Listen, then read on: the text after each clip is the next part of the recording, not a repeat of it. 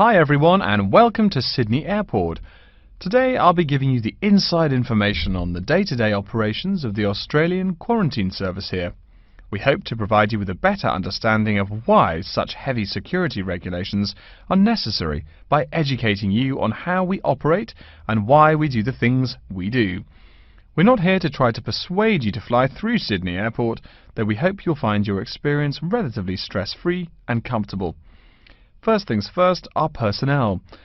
Can anyone guess how many people work at Sydney Airport? We have 200 alone working in Terminal 2. So can you guess how many in the whole airport? I heard someone say 360.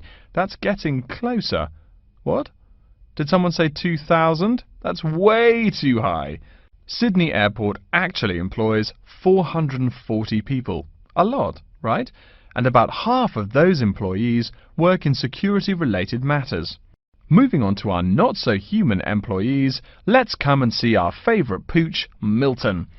Milton is our best drug-sniffing dog on the force. He's friendly to most people.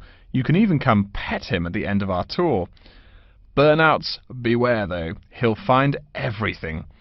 Notice that even though there are so many of us around him, Milton stays quite calm. This is the precise reason he was chosen for the job.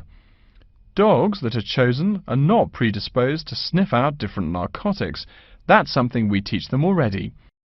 So here's a part of the airport most people never notice, the cargo transport terminal. This is where packages are shipped to and from. Normally we ship around 4,400 packages per month. In this airport alone, over 52,000 packages were shipped in and out over the past year. We ship to and from 170 different countries. Not bad, eh? Probably it will go up to over 72,000 packages this year. And despite over 100 flights in and out of here daily, the number of lost or delayed packages is impressively low. If you send your package through here, rest assured we'll get it where it's going.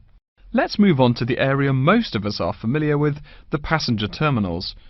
In order to be allowed into this area, you must pass through security with your ticket and, if you're travelling internationally, your passport.